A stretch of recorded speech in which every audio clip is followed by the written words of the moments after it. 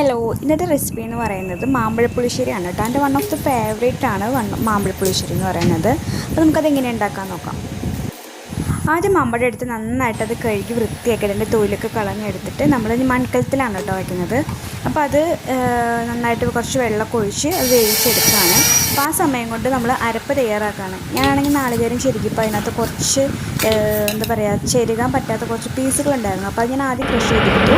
അതിന് ശേഷമാണ് ഞാൻ മുളകും ജീരകവും പച്ചമുളകും കുറച്ച് കുരുമുളകും കൂടെ മിക്സ് ചെയ്തിട്ട് അടിച്ചെടുക്കുന്നത്.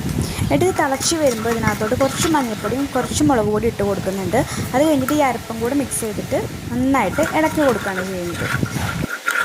ഞാൻ ആദ്യമായിട്ടാണ് കേട്ടോ സ്വന്തമായിട്ട് ഇത് വെക്കുന്നത്. പിന്നെ അതിന് ശേഷം കുറച്ച് എന്താ പറയുക, വേപ്പിലയും കൂടെ ഇട്ട് കൊടുത്ത് കഴിഞ്ഞിട്ട് നല്ലോണം നല്ല കട്ട തൈരും കൂടെ മിക്സ് ചെയ്ത് കുറച്ച് ഉപ്പ് ചേർത്ത് നന്നായിട്ട് ഇളക്കി കൊടുക്കുകയാണ്. അതിനുശേഷം ഒരു ചെറിയ പാൻ അടുപ്പത്ത് വെച്ചിട്ട് അതിനകത്ത് കടുക് ഇട്ട് കൊടുക്കുകയാണ്. ആ കടുകൊന്ന് നന്നായിട്ട് പൊട്ടി വരുമ്പോഴത്തേനും അതിനകത്തോട്ട് ഞാൻ കുറച്ച് ഒരു ഉലുവ കൂടെ ചേർത്ത് കൊടുക്കുന്നുണ്ട് കേട്ടോ.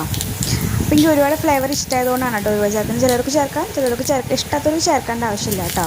അപ്പോൾ അതിനകത്ത് ശേഷം കുറച്ച് വറ്റൽമുളകും കൂടെ ഇട്ട് കൊടുത്തിട്ട് നന്നായിട്ടത് മൂപ്പിച്ച് കഴിയുമ്പോൾ കറിയിലോട്ട് ഒഴിച്ച് കൊടുക്കുകയാണ് ചെയ്യുന്നത്. നല്ല ടേസ്റ്റ്, നല്ല മണം ഉണ്ടായിരുന്നു കേട്ടോ.